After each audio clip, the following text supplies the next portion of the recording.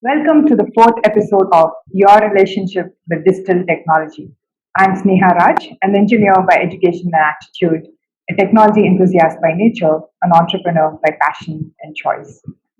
I'm Sahitya Raj, a software engineer and programmer by education and passion, an entrepreneur at heart and in reality, a fitness enthusiast to experience oneness of body, mind, and soul. As we know, the beginning of the digital revolution dates back to the mid and late 20th century. Since then, we have had several significant inventions and innovations that contributed to this revolution.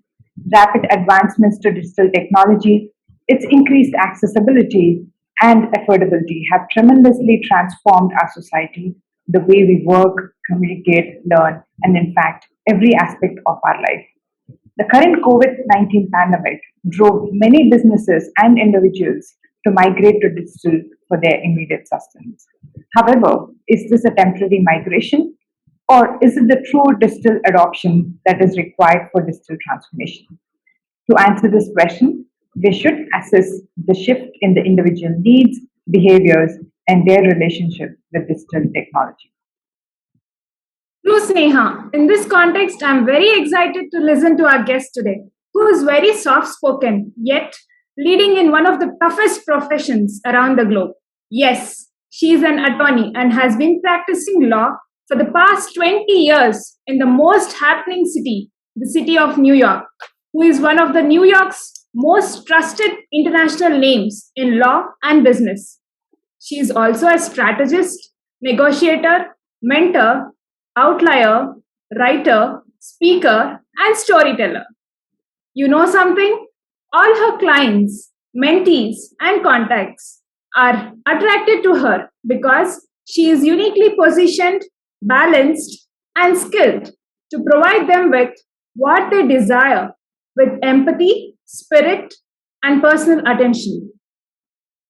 No wonder saying that because even we both have experienced that attraction towards her in our first meeting back in 2017. Greetings for the day, dear Megha Bhouraskar. A hearty welcome to you. Oh, thank you so much. That's so sweet. Thank you. I so appreciate. Thank you, Sneha. I think we had a fantastic time at the GES in Hyderabad in 2017, and I'm so happy that our relationship continued both professionally and personally. And I'm just so grateful to being here today with you all. So I'm looking forward to it. Thank you. Thank you, Megha. And also, please allow me to speak a few words about you and your profile. Yeah, sure.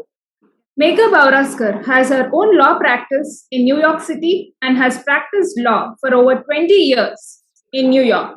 She has an international reputation and a client base spanning different continents, primarily amongst the Indian global diaspora. The law firm is known as the Law Offices of Megha D. Bhouraskar, PC, and its specialities are in representing Indians in business, technology, entertainment, real estate, and intellectual property matters like copyrights, trademarks, and patents. Her offices also forms, manages, and houses virtual businesses owned by persons or entities outside of the USA. While Megha grew up in New York City and attended Columbia University Barnard College and the United Nations International School. Her childhood summers were spent with her grandparents living in India in Gwalior and Indore and visiting friends in Mumbai and Delhi. This background has added several dimensions to her perspective on both professional and personal friends. Megha continues to travel regularly to India and other parts of world while she lives and practices in New York City. Megha's passion for innovative viewpoints and strategizing for clients, writing, and speaking practice, paid with her empathetic coaching, masterminding, negotiating, and transactional skills, sets her apart as one of the New York's most trusted international names in law and business. Megha serves as a mentor for the AW project, mentoring female-led startups in the USA and India, and as an attorney and a board member of the Bharatiya Vidya Bhavan, USA, which is a cultural global organization based in New York, Mumbai, and globally. She also provides legal services and is the executive committee member of the Manhattan chapter and a charter life member of GOPIO, which is Global Organization of People of Indian Origin. Megha has served as the president of New York board of CREA, an organization based in Delhi addressing gender and human rights issues in India and globally. She has also mentored female-led startups in India on behalf of Thai women. And as a mentor under the project AirSweet, she is the founder and former board member of SAKI for South Asian women, addressing domestic violence issues for women in the South Asian community in New York. What Megha enjoys the most about all these projects are the connections she builds and the ideas and experiences that are exchanged on a human level with people who are just as passionate about growth, contribution, and entrepreneurship as she is. Megha has been honored by the Governor of New York for her contribution to the Asian American community. Her law school honored her for her contribution to the Asians in New York, and she was invited and she attended the Global Entrepreneurship Summit in Hyderabad, India in 2017. Megha has authored and published the book How to Have a Business Presence in the USA in Easy Steps While Being Oceans Away. Megha has recently launched her podcast She Warriors on the Geo7 platform, where she interviews successful Indian business women globally and uncovers the personal stories behind their success, their passions, desires, challenges, and dreams. All said so far. Do you all want to know when Megha is the happiest? Yes, she is happiest when there is a true connection between herself and another person. And through communication and interaction, they reach higher, joyful level of being. Dear Megha, Sneha and I are so delighted to say that we have experienced that joyful level of being while spending some time with you when you were in India. Glad to reconnect and have you with us today. Over to you, Sneha. Thank you, Saitya, and thank you very much, Megha, for being with us today. And it's such a lovely thing to have you. And I'm so excited that I can't really wait to get started on this conversation. So let's get started then. So first thing that we would like to know is about your childhood. And we know that you grew up in a vibrant New York City, and that must have been exciting. So what was your relationship with digital technology as a kid? So, as a kid growing up in New York City at that time, there was no digital technology. Even having a colored television was a big deal. So, the actual, computers and technology were introduced much later in my school years, when it was those very huge machines, and there was an emphasis on keeping the rooms exceptionally cold to keep the machines going, and very few teachers even knew how to teach this, and we had maybe just a handful of what we saw as very geeky boys in one room figuring out, and it was boring because we were being asked to write programs, and for me there was no connection because there was no relevancy, right? How are we going to use what we were learning in the real world at the time? So it didn't mean anything to me, and I really didn't embrace it in any way because there was no relevance. So if you remember, what was the first digital device that you got exposed to? So I don't remember which digital device I was first exposed to. It all happened gradually, right? Like as we started using smartphones, we got used to having, more and more access. Social media, as it grew, we got more used to using social media. I know in the legal context, once email became, a major way of communicating, that was a big shift for us because it was no longer, your secretary typing the documents on carbon copies and mailing or faxing, and it was very liberating. Suddenly we could communicate directly without having to worry about going through our assistants. And in the law firm at the time, I was an associate, not a partner.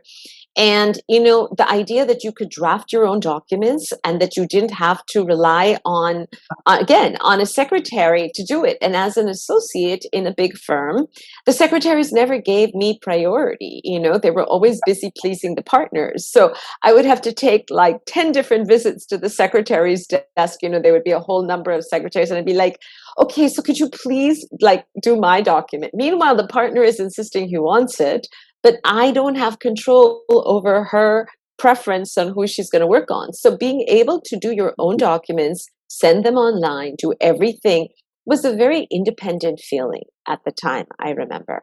Awesome. When was this? Which year do you remember? This would have been in the late 80s, early 90s, That's when in this the early days of your career.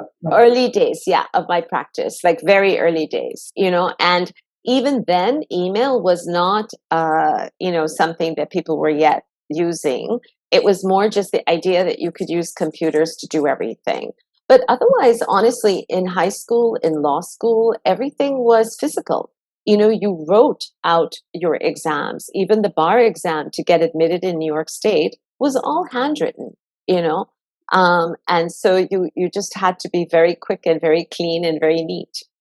So until I started practicing, that's when we got used to using the computer. Yeah. So then I think we can safely say that until you got to start your practice, you haven't really got exposed to the digital technology. Not really. Absolutely. So you did not play any video games too? No, I didn't. I did. My son did, but I didn't. Again, honestly, I think that for me, it all developed as a context, right? That if I wanted, again, coming back to my love for connecting or communication, if I'm communicating with somebody, I will learn what is the better way to do it with that person in order to connect. But video games was never my thing, so I just never played it. Yeah. Okay. And then now I think I have to ask this question. So once you started practicing your law, then did you have anything, or did you work with digital technology at home? Not work in the sense use digital technology for your personal use in any way? Oh Or yes, absolutely, absolutely, for sure. For social media, Facebook, and Instagram. But also, it was a great way to be able to communicate and with clients when I was at home. So I always was working off of my laptop at home, and because so many of my clients are in India or Singapore or UAE or Europe, it allowed me to still continue to be in touch with them and communicate even after I was back home from the office. So I love that freedom and also that flexibility, right? yeah, but I think the emergence of social media didn't happen until the first decade of the 2000s or the 21st century. But Exactly. what about before that, like in the 90s? That's the early. Yeah. Yeah. 90s, I used to love to just, do the documents at home because that was when it was peaceful, right? Like in the office, you have everybody buzzing and questions and a lot of distractions. So sometimes I would actually save my evenings at home that, like, okay, after dinner, I can sit quietly for 2-3 hours and really focus on what I'm doing. And I think, in the early stages of your practice, you're very conscious of how long it takes you to do something, where you are needing extra research or confusion. So being able to do it at home quietly without anybody having to be, judging you or you feeling judged that like, oh, I need to rewrite this sentence 3 times is a nice feeling. But And that speaking too of on your research, own. huh? That too on your own instead of On depending your on Yeah. Exactly, on your own. And the other part of that is the research, right? I mean, Google completely revolutionized Yes. everything because Yeah. otherwise, and Lexis and Westlaw, because otherwise, as a law student, we had to actually go to libraries, the school Yeah. library or the city public library. Like there was a certain bar association library which only had legal, and you had to physically spend the whole day, like with these huge books, looking for what you wanted. And I remember having stacks of books and running out of coins at the Xerox machine, like to copy everything and then carrying all those papers back. So the idea that you could just research, sitting at your desk was a beautiful feeling. Again, I prefer doing that from home because then I could use my daytime office to be more efficient in terms of talking to clients or meeting with partners or that type of work. Yeah. Yeah, I think then I say that most of your use, even at home, was for your work. So you did the work related stuff. That's if you talk about the 90s. So you did the research that was again related to your work. And is there anything else that you can think of that you did other than like chatting with your friends or family back then? No, no, because Okay. the comfort level was still not there. So it was more like a utility. It was more like, okay, what do I get done in order to get this done? There was not that comfort level of like, so I love to write poetry. I love to write fiction. I love to write stories. And I still handwrite it when I'm composing like something fictional or poetic or anything like that. And then only after I am clear on what I'm writing will I actually type it into a computer. So my brain because as a child we didn't have this handy. When I have to go into whatever that left right brain is that is going to be creative and be really relaxed and be poetic, it has to be by hand. And even now, if I have to, like when I'm sitting with a client, like even now, I have this notebook like open with me so that if there's anything that we discuss that I want to like touch on, I will take a note of it. And it's the same thing with clients. I'll show you, I have tons of these notebooks like stacked up here because I go through one every 2 weeks, because I literally handwrite everything that my client and I discuss or any thoughts I have in the morning. I have a whole morning journaling, gratitude, sort of learning time, early morning before the rest of the world is bothering me or up and awake. And everything is by hand. And I can only learn by hand. If I have to study something, I will write my notes. But they do say honestly that there is a connection between what you handwrite and your brain. That there is a memory or a internalization process that does not happen when you actually type or when you just read. You have to handwrite it. So what were your thoughts when you first learned that you can digitize all these hard copies that you have and store them forever almost in one Oh, place? it was such a free feeling. It was such a liberating feeling. The idea that it was kind of being able to possess something, right? Like now they're mine. They're here. They're accessible. The accessibility was phenomenal. The freedom, the fact that I could check it. And so from a legal perspective, it made things very efficient because if every contract, every client, every business deal, any real estate, entertainment, there's always something unique about that person and what they're doing. But having said that, there's a lot that is just repeated as well. So I love the idea that I can go into like 5 different files, pick and choose what I really liked. And every time I do a document, I'm recreating something I've done before, but I'm also adding something, right? So I can look at like, oh yeah, I loved what I added there. Let me add it here. But no, let me take this part out, you know? So you can do it all, you know, which is it's such a great feeling. So that means you recognize the benefits that digital technology gives you, but at the same time, you would like to um, ensure that connection and also, uh, True to the biology of the uh, and yes, biology of the system. yes. Yeah, absolutely. It's like you can individualize something Hmm. actually even more. So I believe it's kind of ironic that on one hand, we have become so digital, but actually I find it allows for much more individual focus because in the past, if I didn't have the digital technology, I would actually really have to rely on older documents. You know, I wouldn't want to bother my assistant to pull and paste, and it would be a nightmare to pull out 5 different documents physically and look at what I wanted, you know, and explain to somebody, you know, pull this, pull that. Now I can really tailor it to that one person or that one company. So in so many ways, it's actually more personal, you know, even Yeah, though it's digital. Yeah. yeah. The So cut now, copy yeah, paste, the cut copy paste. I think it changed the game. It changed the game. and also Absolutely. search and Uh, find. and also The the search. ability to the search and find, and also the ability to highlight, right?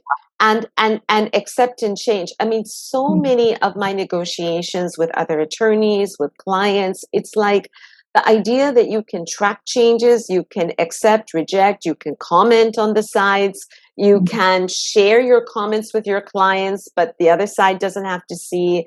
You can share your comments with the other attorney. It's so fast, right? So that once everybody is on the same page with maybe a whole multicolored document by the time you're agreed, you know, like a 50-page document, all you have to do is click accept all changes and boom, Wow. you've got a clean Yeah, copy, right? true. And also the idea that you can save so many different drafts, right, of the Yes, negotiations yes, so yes. that by the time you get to the final, you can, you know, if the other side starts to say, oh no, but my client really wanted to do this, you can say, hey, wait a minute, you're the one who cut that, you know, 3 drafts ago, so how can you now say it, you know? So it also serves as a documentation of negotiations, of communications, because people can see the stages that you've gone through to get where you are, you know, especially in a longer complicated negotiation.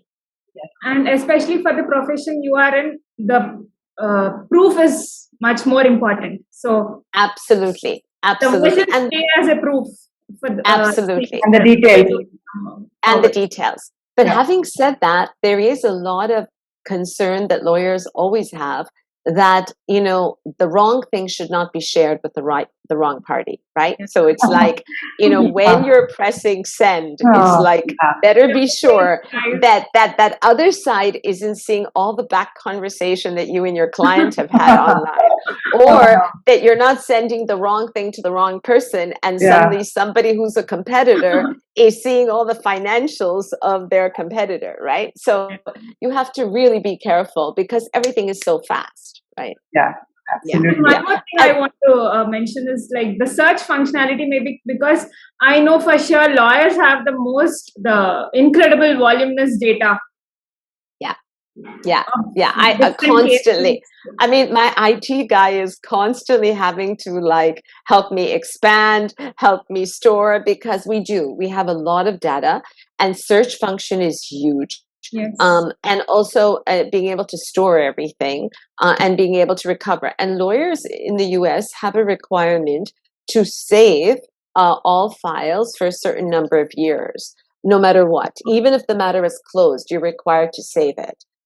So you cannot get rid of it. And frankly, most of my clients, I'm blessed enough that they are you know renewing, continuing. So I have them for so many years. So what they did in another deal or another transaction, then it's important that I have it. So yeah, so the search function makes a huge difference, but having said that, like Sneha, right now I'm dealing with like 3 different Snehas, right? So when I'm looking for Sneha emails from you, I Yes. was like, okay, let me get the right one. Yeah, I can totally understand that.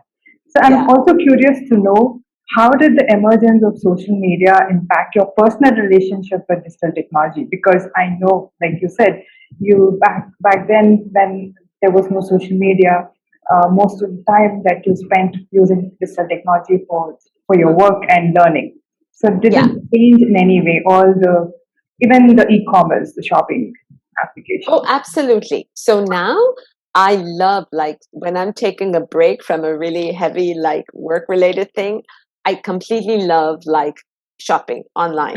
And it can be like 10 different things I'm looking at. I may not purchase anything, but Yeah. that relaxation for that 20 minutes of having seen beautiful things and imagining which one I'm buying. And sometimes I treat it like a legal project. Like, okay, I want this particular type of wallet, and I love the one that they make in Spain, but I love the one that they make in France, but I love this one. So why is this one different than that one? And I can get into 20 minutes of trying to understand it and then just shut it, like, or save it. And then it pops up 3 weeks later and I'm like, actually, I don't want it. And then I just shut it.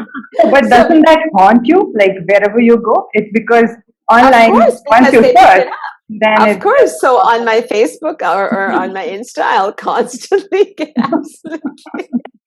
So uh, I think about that. I think, do I want this to haunt me before I start the research? oh Because, yeah, like, so and from so shopping online for sure, and especially during COVID. I mean, all our shopping was online, but even personal connect, because the people I am very close to, I will anyway, like in the immediate friend circle, I will anyway, speak to them or WhatsApp them or message them, on my phone. But having said that, you can't do it with everybody all the time. And so whether it's very close friends and now globally, right? I have so many close friends all over the world.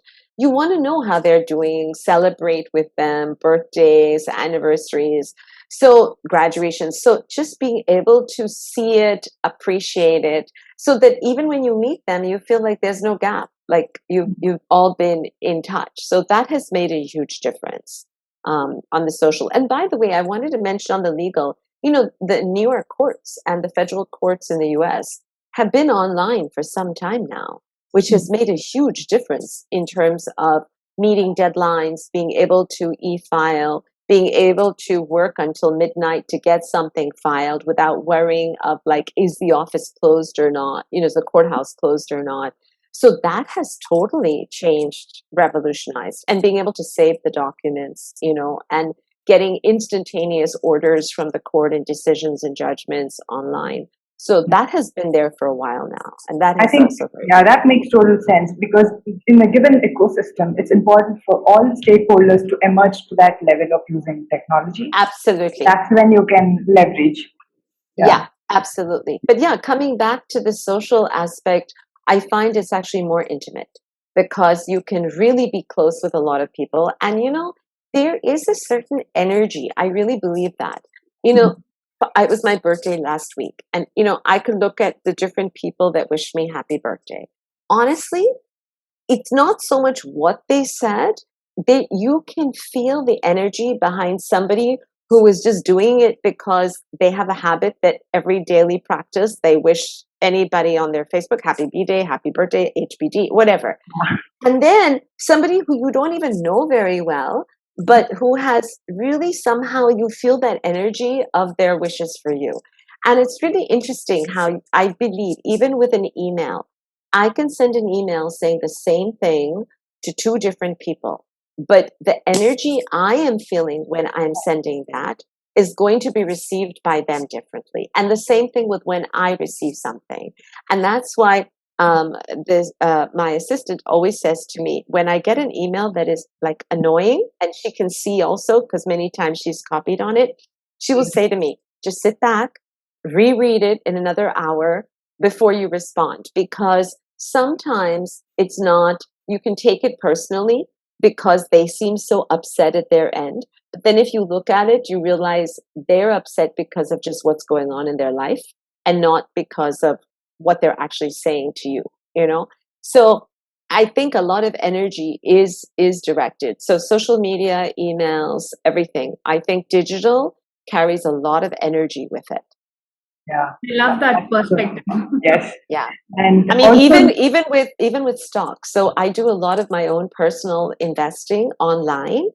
And I feel the same way. You know, it's like I go from a very heart centric of like what company and what their values are and what their virtues are and how are they going to help in the world. And I can just feel it when I'm investing in it.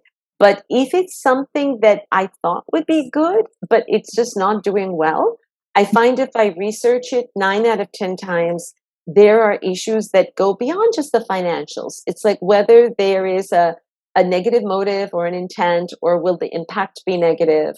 So I just feel that, and even though that's all digital, right? It's even coin, like Bitcoin, you know, my investments in Bitcoin, that's all digital.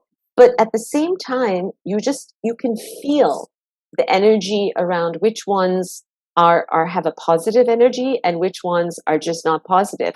And it goes beyond what the financial books are saying or the financial pundits are saying. I just believe there's that energy. that's very interesting. I Very think we'll interesting. talk more on that later when we have time. Yeah. Megha, you mentioned about the course going online, the process going online, right? Yeah. Oh, yeah. So did that happen pre-COVID or because of COVID? No. It happened much before COVID. Okay. It's some years ago. It wasn't pre-COVID. I mean, it was much before COVID. Nothing to do with COVID. Okay. Good It was comment. yeah. No. I know other countries like India and stuff went much, online with the courts much more recently than the US. The US has been online for some time, so it's made it very easy. Yeah, and Yeah. huh? You were saying something? No, go ahead. One more question is that I want to know: did you foresee or did you anticipate any risks that you could see with your legal legal mind, when the digital technology and the social media platforms were emerging and people started using it without any rules and regulations? It was just open on into the market. And did you find any risks that is going to come our way? I did. So for example, as a lawyer, we Yeah. do have to be careful about giving any advice that, when somebody can act on it, and also what statements we're making publicly. And so for the longest time with social media, I was much more cautious. I would be, like literally happy birthday, very cautious about what I was saying, until it felt more comfortable and until social media itself started self-regulating a lot of what it was doing. And the same thing with, the digital side of it. There was the concerns of how it would be used, in the context. But, I think that there were all sorts of checks and balances that were growing as everybody was beginning to understand it, right? It was new for everyone in terms of the legalities of it. So even now, do you think it's completely safe, or it still has to go a long way in terms of the safety and the risks? So I think safety all depends on the perspective of who's looking at the safety, right? I know people are concerned about the fact that there's just so much data that is collected that people know. Having said that, I'm not in an industry where I'm okay with people having my data because, I'm anyway regulated by the New York bar ethics, by the US ethics. There's so much regulation that goes on anyway, and also so many disclosures that go on. So from my personal perspective, people having data, the data they're going to know is what shopping bag I was looking at or where I was grocery shopping, and then otherwise it's and from a confidential perspective, Yes, in the sense that I will never put on social media anything about the work I'm doing with my clients. So and especially in the communities that I know, it's very possible sometimes that I will physically be in a party or in a room with 4 or 5 people who I'm representing, but I will never have any of them know that I'm representing the other person. So it's the same thing with social media. I will never talk about the work I'm doing. I won't even talk about the fact that I'm working with someone, unless it's something that they are themselves public about, or unless it's something that they have achieved. So if they were looking to launch and they have launched, then I may congratulate them on social media. But it's not. I would never talk about it until they have successfully received it. Yeah, now that I think about it, I think it's important for every individual to identify that line, uh, Yes. so that they don't cross over and Yes. what they want to share and what they should not be sharing. I think it's personal and it's individualized again. So I Exactly. like that. Yeah. Exactly. And especially for professions like lawyer, I think though you know the person well offline, but you have to be very mindful writing about them or posting anything about them on the social media. Absolutely. And even if you Absolutely. make a connection, if you accept their friend request, I think that would be a big issue. No, I would, I represent so many people that I am already close with that for me, I will accept friend requests. But it doesn't mean that I have to share anything with them just Yeah. because we're friends. Yeah. Yeah. Yeah. Yeah. So there is nothing like that. To be mindful in that, at least in what you're communicating. Who are your contacts and all. Yeah, exactly. And now, so since 2012, in 2012, you have established your own law firm. So that would have changed your relationship with digital technology at work and also personally, because having your own firm as an entrepreneur, your needs are different, and the way you work, the flexibility, and everything, and the responsibilities and everything change. So, how did it evolve over time in So the for me, second? one of the main reasons that I wanted my own practice and not to be in partnership is because I had developed very good relationships with a lot of my clients, and I wanted to be flexible with them on a financial basis, to be able to be creative. Traditionally, especially in America, lawyers are not very liked, but I don't think lawyers are liked anywhere. Everybody fears them. There is that association of like you're in trouble or there's a problem. And I find that part of that comes also from the way lawyers charge their clients. So the hourly fees can be very steep and sometimes extremely unexpected or scary. And so I have a hybrid of different ways that I charge people. Digital technology has allowed me to do that, where I can be much more efficient, my staff can be more efficient, and we can still make everybody happy, where we're receiving enough money to be continuing to do the work we do, and the client is not feeling like in a scary way out of pocket for what they needed. The other part of that also is that so many of my clients are international or within the US. And so having my own practice allowed me to go much more digital and be able to communicate with them and not be boxed in. So I believe that geographic space impacts our mind. If we are sitting in a box, we somehow believe that we have to work within that box. When we feel that we can be connected with the world and there is no box, actually then we can service the world as well. So the idea that my prior office with the partnership for many, many years was in the 73rd floor of the Empire State Building. So we had breathtaking views of the waters, the other cities, everything. But I felt very much I was in a box. You had to go up 73 floors. You had to go through a lot of security. So we didn't even step downstairs for lunch because to get back up again was such a occupation, right? And same, our clients felt the same way. So when I took the new office, I took a ninth floor, but a very large loft kind of artistic space with high windows, big ceilings, open, lots of plants. I didn't need to fill it with tons of bookshelves with books because now everything was digital. So when a client walks in, they don't have to be scared by all these law books. And, Yeah. it's not oppressive. They just see plants and they see paintings, and we had a little coffee bar, and they could just sit, with all this glass and windows and not feel like it was scary. So that was the whole idea. And even for the staff, for the team to feel like this was like a home. I let everybody choose their own color furniture. So we had pinks and yellows and blues and however anybody wanted pictures on the walls. So it was a different feeling about, what it means to serve people. And the other part of that is that lawyers traditionally scare their clients. They make clients feel like you need me because you're in trouble.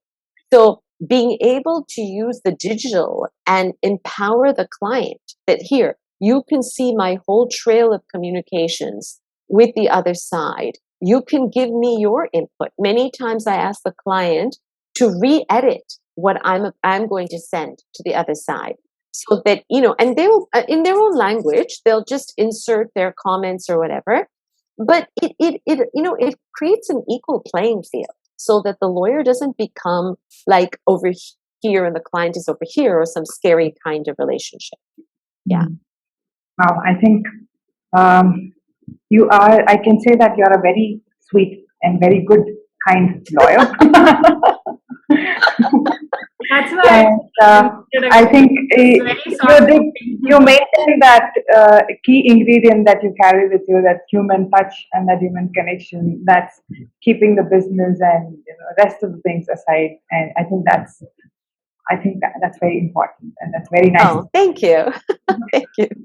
And talking about your international clients and your international connections, and right from your childhood, you spent your summers traveling internationally and living in India with your grandparents and having these international clients, and also even now you continue to travel internationally.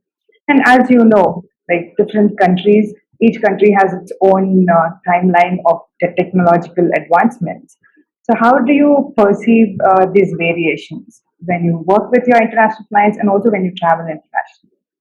So my international clients are extremely technically savvy, right? Because I've worked a lot in the IT industry, even when it was beginning in the US, where we called it body shopping, where, lots of young men and women would actually come, especially from the south parts of India, to work in the US, and they would be sponsored by a company, and then that company was usually Indian, and then they would be physically outsourced to different, financial and investment institutions and banks to work physically in the US.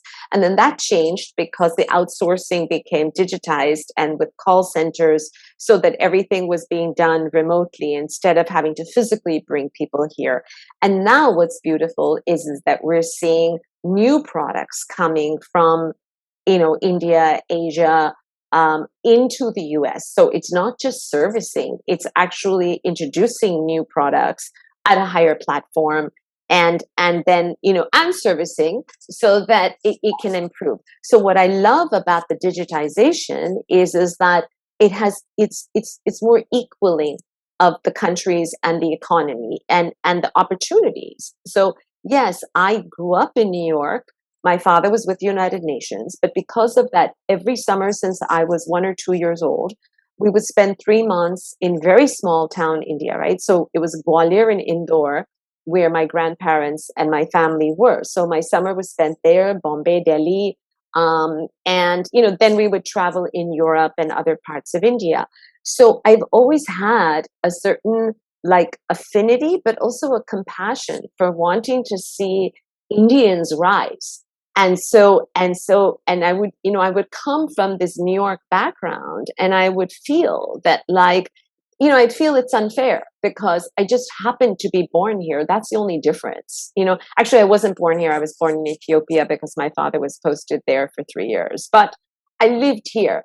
And so I loved, and especially during COVID, it even more revolutionized and equalized opportunity because now nobody cares where people are physically located. Yeah. If you can provide a quality service or product, they're fine with it, you know.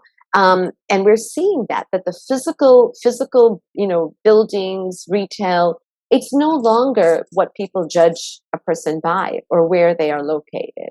So, I mean, having said that, it still makes a difference to have a presence in the US, but that presence can be, you know, it can be a virtual presence. It doesn't have to be a physical presence. How did COVID pandemic impact your relationship with digital technology at work as a service provider and as a consumer? Did the pandemic introduce COVID, any new behaviors? I'm sorry, go ahead. What was the last part? Did the pandemic introduce any new behaviors? Yeah.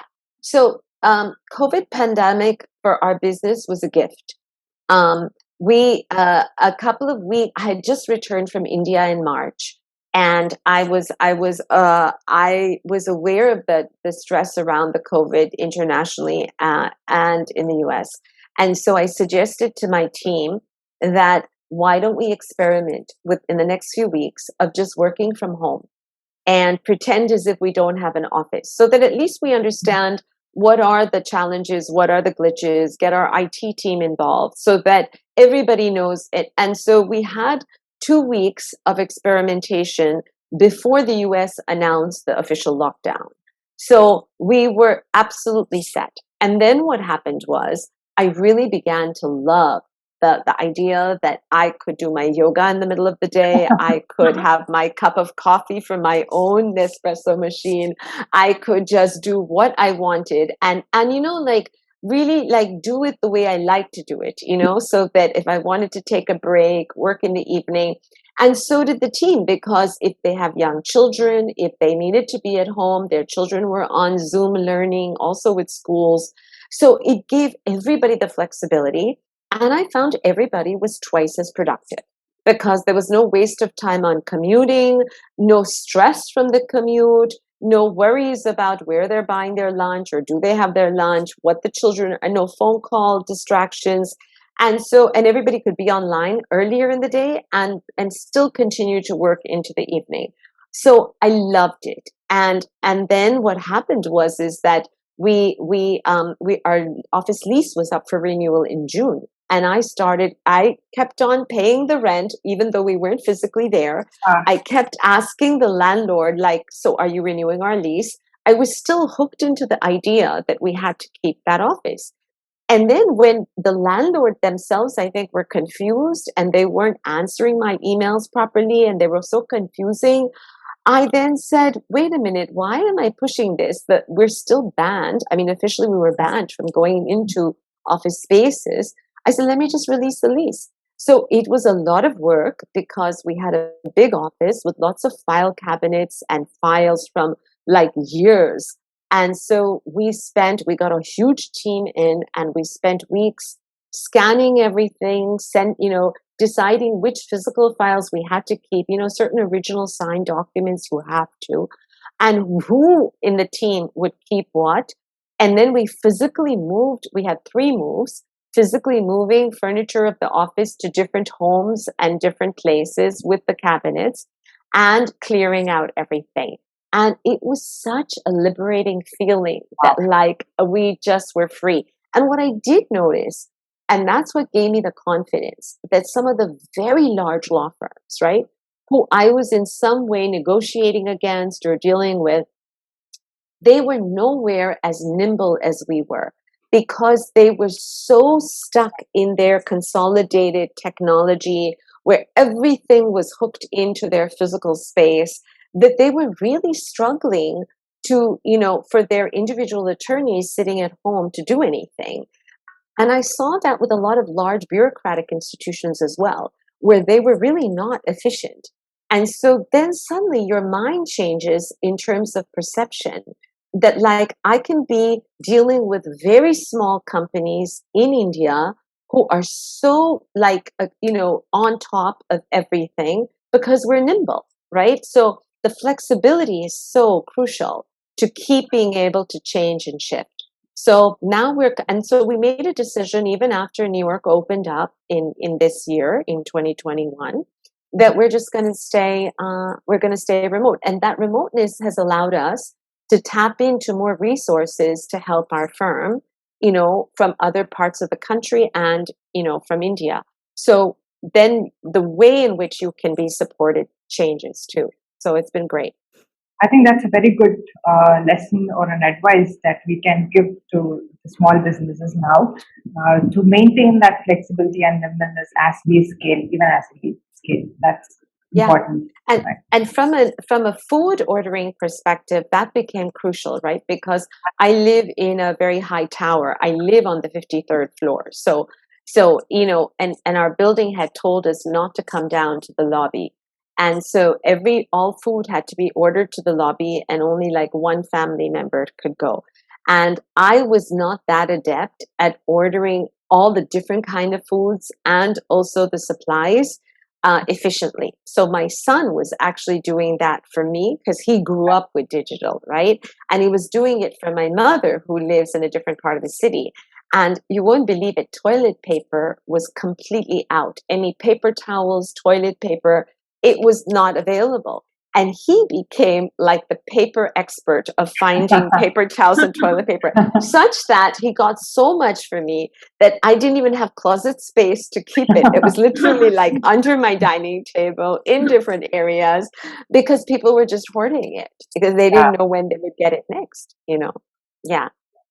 I have a curious question here. So, what do you think stopped you from pursuing this option of switching to virtual factors before COVID? So, did you think about it and I not did. implement, or what happened? I did. I had been thinking about it and talking with a lot of my fellow coaching mentees and mentors about how I would love to do this because I love to travel. I love to be in India. I love Miami, Florida. I love the ocean and the idea that I always felt more free when I was in India because I was working off of my laptop and not in an office. My work would be just better, because you're free. So what happened though, what prevented me from doing it was just my own mindset. It was the fear of the social stigma, the professional stigma, the feeling that I would not be as efficient or my team would not be as quality. That's all that stopped it. But it was all in my own mind. And so that's why I say COVID was a gift because suddenly it was like the whole world. So I had the approval in my own head to do what I wanted to do for many years. Yeah. Awesome. That's so nice. And I think now she'll continue the change even after COVID. Nothing to do with COVID because you love this process. Yeah, because we love this. Yeah, because we so love it. Everybody loves it. Yeah. And I know that you had asked me earlier, and I just wanted to touch on this. This is a podcast that I'm doing called She Warriors, where I'm interviewing like very successful Indian business owners who have done very unusual things in their world or their life, following their own desires and passion. So in the digital context, this has been a very new challenge for me. I was not familiar with how to do podcasts. I was not familiar with the editing online of podcasts.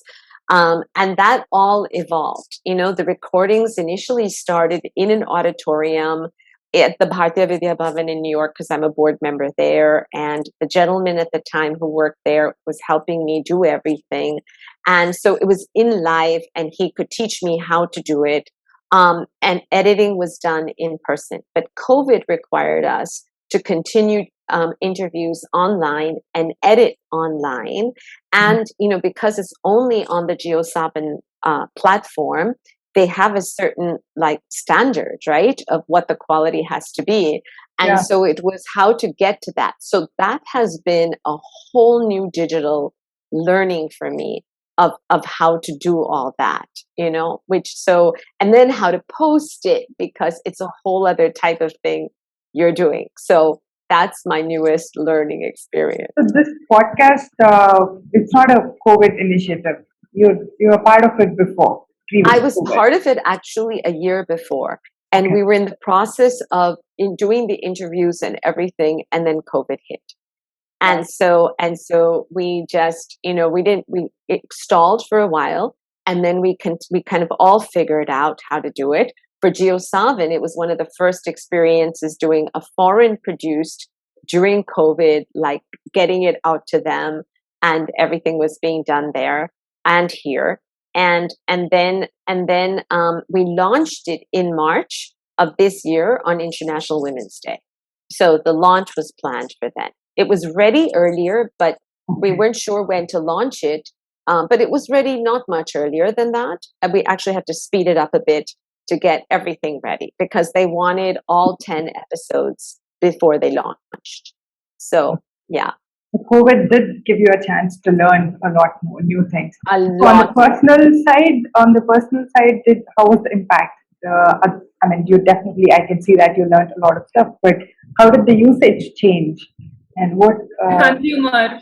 how did the consumption change, digital consumption? Did it increase? So digital consumption actually for me became more conscious. Like when you're sitting in the relaxed of your own home and you can look at what you want to buy, I think you're actually, even though there's so much more you can do, I think you actually think through what you're doing. When you walk on a street or you walk in a grocery store, you sometimes just pick up spontaneously without any thought. And most of my stuff is bought on Amazon, and Amazon keeps a record of all your orders. So it's so easy because, again, these books, I have all different colors and it knows just in 2 seconds, I'm done. So the digital consumption actually, I think, is more conscious and it's more intentional. It's actually much better. Somehow I feel so happy to see a person enjoying personalization that the technology is offering. I love it. Yeah. I think, Megha, you have to document or put out your COVID experience. It will be a wonderful case study. Yeah. Yeah, I mean, for somebody who aspects of your life. Yeah, for somebody who grew up not knowing, like as kids, we didn't have access to this. Yeah. So, and I still type primarily with my right hand, Yeah. So you're striking a balance between adopting the technology and staying. Yeah, that's a wonderful thing I'm noticing. I think I'm finding it very interesting. And this will take time for me to think and process. So I actually think even the intimacy, I think actually is much more now through live calls on Zoom with clients or with other attorneys. Because what happens is you're actually entering the other person's home. You're actually dealing with them in real time, right? You can hear their dog bark. You know that they're in the middle of their dinner. It's actually much more intimate than meeting in an office because an office is so structured. It shows nothing about that person's life, right? Like I can see your curtains, I can see your flowers. It's a much more you get the idea of who the person is. So even socially, I find it has become much more intimate because I don't waste time talking to people who I actually don't feel very much for. Like in the past, I could have gone meeting people socially every day of the week and feel very empty at the end of the day because I was just accepting to meet with somebody for a coffee or for something, and I wasn't really connecting with them. But now it's like I plan it, like who matters to me? Who do I want to talk to? Where will I get joy and where will I not? And I just don't talk to them. Yeah. And they don't have to know where you are. Yeah. I think can we say that your personal consumption increased, but at the same time you're being conscious of it, and also when it comes to remote calls or video calls like this, you did them before, but did it increase now? Substantially in COVID. Substantially in COVID. Yeah. Okay. And post-COVID, like now. Yeah. So you're gonna carry this forward anyway. That's absolutely. And I know both of you are so super experienced in digital, so I will certainly be picking your brains when I would love to be picked. Yeah. One more thing is I wanted to tell, I think Megha, we shared that connection because all the questions that we wanted to ask you, the answers are coming even before we are asking the questions. Thank you. I do agree. I feel like we shared, and that's why I was excited to be on our call today. I just wanted to share this time with both of you. We want to quickly get your insights as an insider of the legal industry. So what do you think are some of the most transformative digital technologies or applications in the legal industry so far? It's hard to say. I mean, I think the standard ones are, of course, all the research, accessibility. I think the fact that everything is now online, the ease with which everybody can communicate. But I think what it's also allowing is what I spoke about earlier. I think it's breaking barriers, right? Now, I think it gives a lot more opportunity to solo partners, to the youth to enter the industry. There is less stigma around, which firm you're working with, what brand you're working for. I think it's actually equalizing a lot of the playing field, which is, I think, the biggest thing here. And it's allowing people to shine, without having to have all the 100 degrees and all the images of what their background is. Mm-hmm. And what's the role of digital technology in the future of this industry? I think it's just going to be more and more facilitating global transactions, global investments, being able to connect in partnerships without being limited geographically. I think the geographic limitations in this industry have been extremely strong, with differences in law in different countries. In the US and different states, you have to only practice within the states that you are accepted with the bar. So I think this allows for much more connection globally. Yeah. I have one question, Megha. We understood how you have perceived the COVID as a gift. So, did you speak to any of your colleagues or any other legal professionals? And how was their experience, the people in your community? How was their experience about? So, I think it depends on which industry they're in. The legal industry. No. But even within the legal, there can be immigration, there can be trial, like a trial lawyer, they can be criminal lawyers, there can be business lawyers. So depending on which industry of the legal profession they're on, it impacted differently. I think for people who specialized only in court practice and in litigation, it really did hurt them because it required them to physically be present, to be arguing. It required them to meet with their clients. That became very difficult for them. And same with industries that require day-to-day meetings and that type. So I was blessed enough to be in an industry where, most of the people I'm dealing with are digital savvy, and one can do things remotely.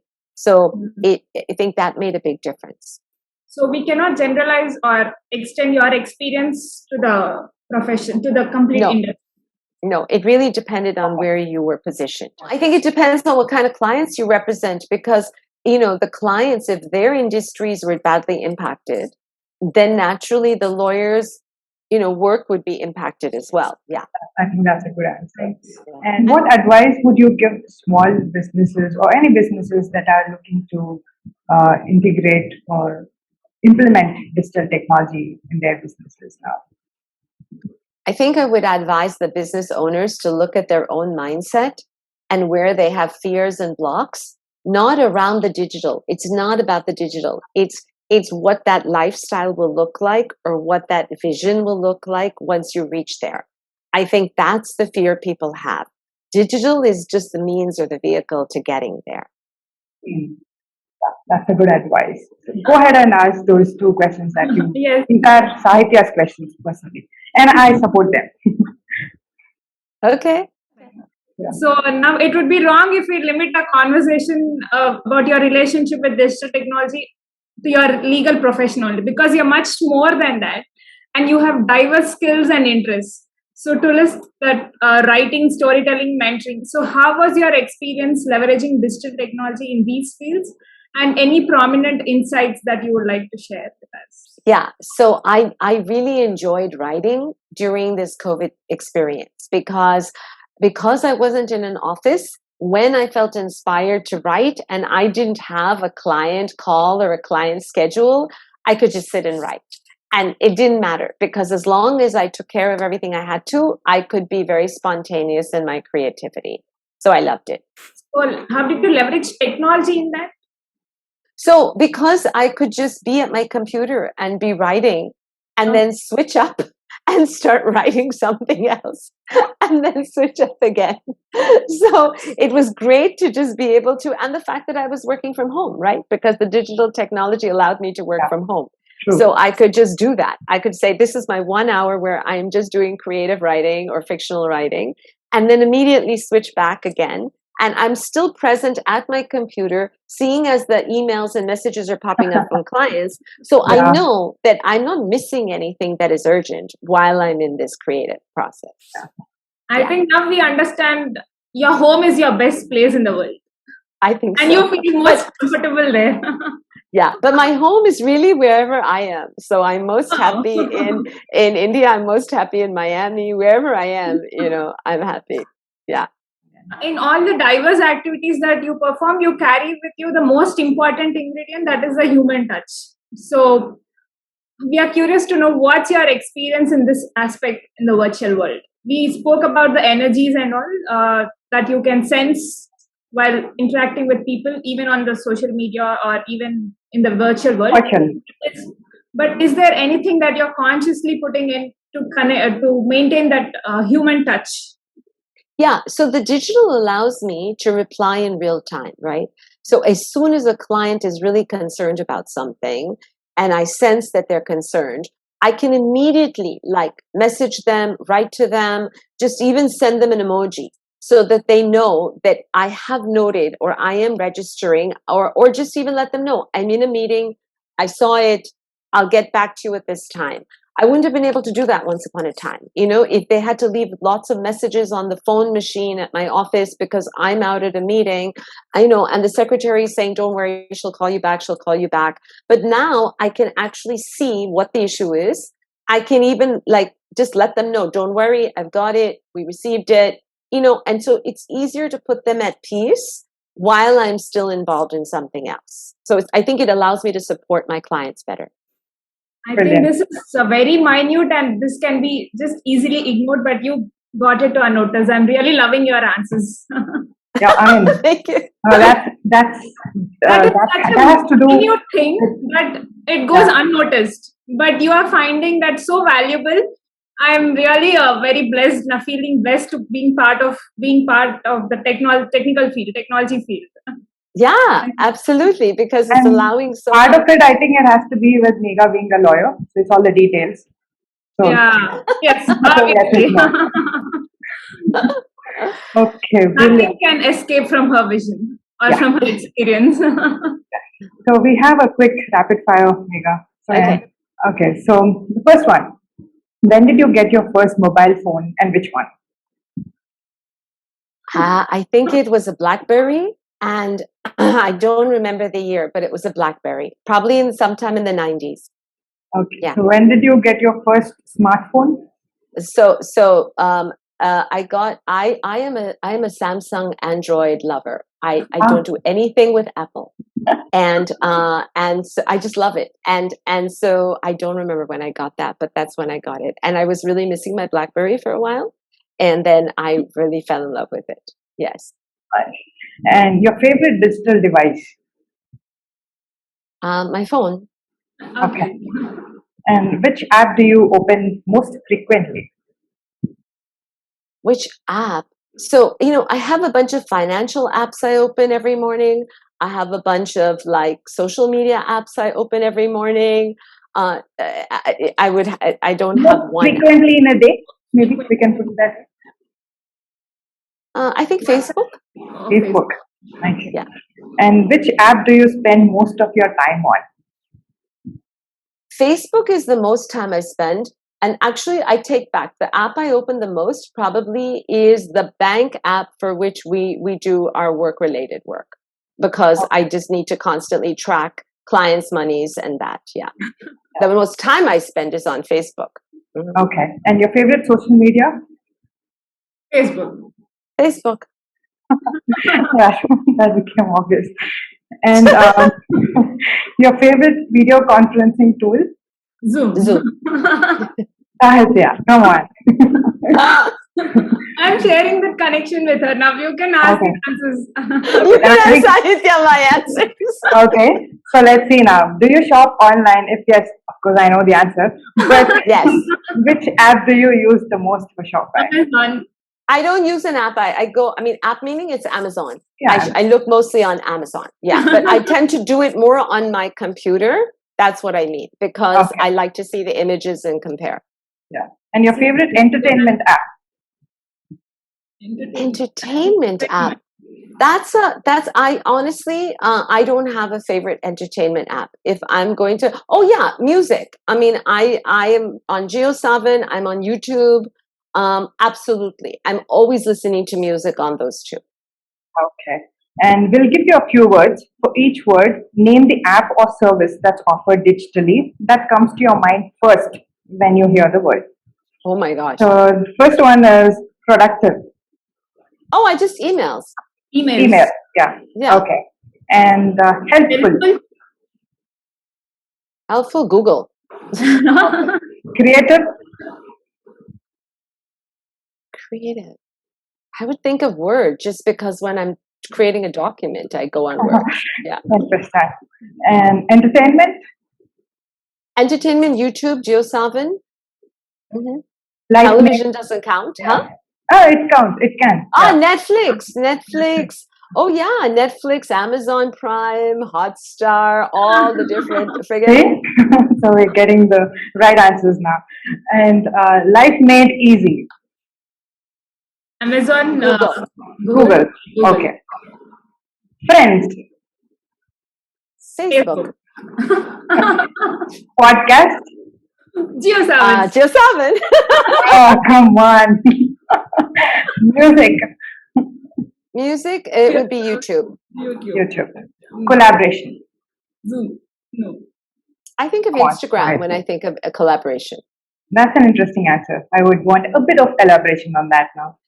Because I find what I love about Instagram is that you see who liked what, but you can also see all their stories and you can also see all their pictures. I find that you can figure out who is merging with who. Okay, but how do you find that collaborative?